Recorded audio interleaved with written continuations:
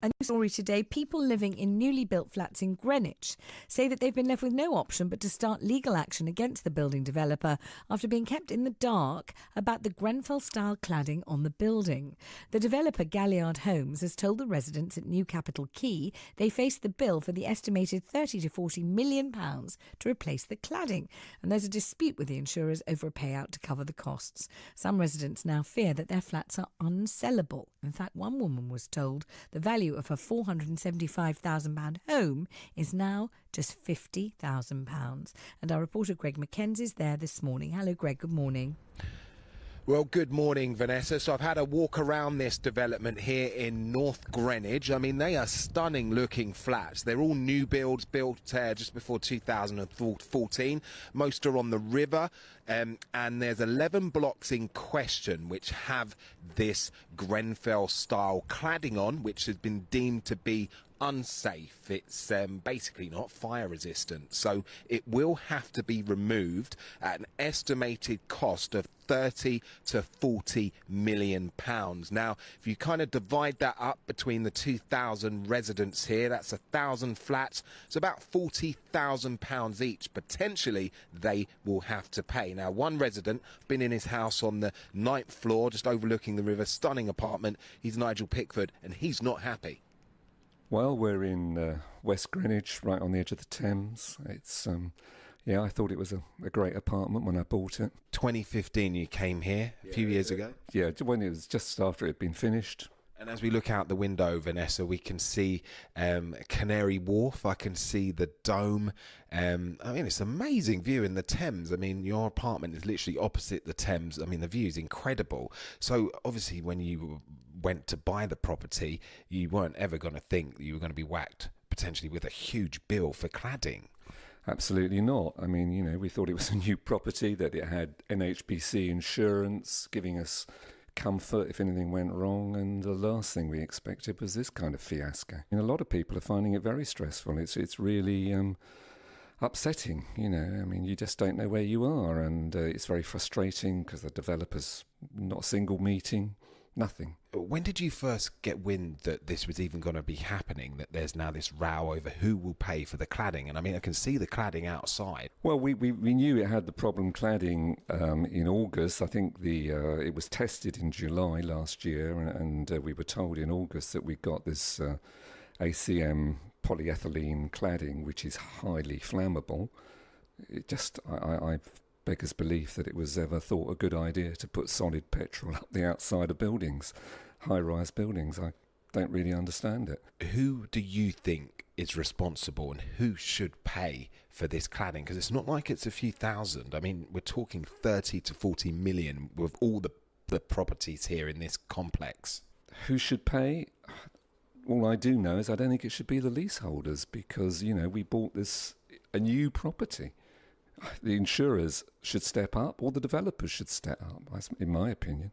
And Nigel, having, you know, you've been here a few years now, and sleeping at night knowing, I mean, you know, those vivid images of what happened at Grenfell, you know, God forbid that ever happened again, but knowing you potentially got the similar cladding, if not, you know, a similar type of cladding, I mean, how does that feel sleeping at night? Not great. You know, a lot of people here, my wife's had 2 knee replacements. She'd have great difficulty getting down those stairs in a hurry. We bought this place. We were told that if there was a fire, we just remained in the flat. There was no problem. Now all that's been changed. It's get out as fast as possible. We've got fire wardens going around our corridors 24 hours a day, 7 days a week, which is ridiculous because it's not a solution to the problem. It was never meant to be. They're costing £1.25 million a year, which is going on our service bills apparently.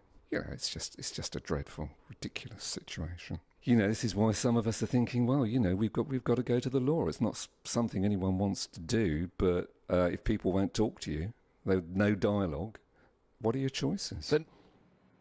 So Nigel Pickford there, resident here at the building, the new Capital Quarry. And with me, Vanessa, is Chris Hahn, a lawyer at Lee Day. Now, he specialises in group action for consumers. So, Chris, lots of people coming to you complaining. What are the legal steps from here? What can you do?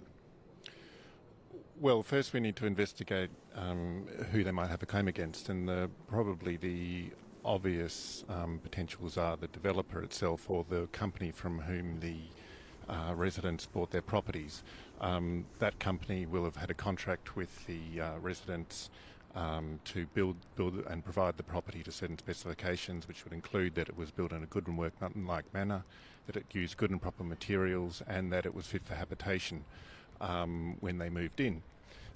So it would be a breach of contract claim against the developer, and then there's also the possibility about a claim against the insurer for wrongfully denying cover under the insurance. And Chris, we were speaking earlier, I mean, it's not straightforward. I mean, you're talking about a building contractor, then you've got RomeQuest who sold the properties on, then you've got PMML, the development management company. I mean, who do you go after? Well, in this case, I think the contracts are with a company called RomeQuest, and the building manager is actually doing its job at the moment in terms of putting pressure on and even threatening legal proceedings against the insurer for failing to pay out. I think the insurer's perspective probably is they need to do a full investigation before they pay out a large amount of money. I think they've commissioned an expert report, I was told by Nigel, and that they're expecting that in the next couple of weeks. So hopefully, in a matter of weeks, the insurer will get that report and accept liability to get the buildings fixed. And there's 11 blocks here, Vanessa, that are in question. So the scaffolding's going to have to go back up. This cladding has to come down soon, and it will be potentially down to the residents to potentially pay for that if the insurers don't pay. And in terms of compensation, are these residents potentially entitled to compensation if it goes their way, that it's the insurers or the builders that will pay this 30 to 40 million pound? Well, the starting point would be the cost of getting the repairs done, which is the 30 to 40 million figure.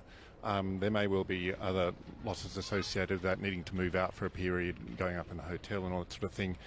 And then the potential claim for the lost in property values. It may well be, even after it's repaired, that there's sort of a stigma associated with the properties, and the property values are lowered. And another potential area of compensation is for the likely considerable distress and inconvenience caused by the works and the distress of knowing you're in a potential fire trap. And just lastly, Vanessa, I mean, some of the properties are valued or were valued at £500,000. They're now been devalued to 50,000, and many people here have mortgages. So negative equity, I mean, they're trapped in a flat they can't sell, and for many of them, it's just a miserable existence, Vanessa. Greg, thank you very much indeed. Now, if you want to give us a call about that, please do. This is a very distressing story indeed for the residents, as you can hear. And this is people living in these newly built flats in Greenwich. The developer is Galliard Homes. We have asked them to comment this morning. Galliard Homes so far has declined to comment on the programme. So thanks very much to Greg Mackenzie there. And now, a far brighter note, not to mention a warmer note, the lovely Kate Kinsey.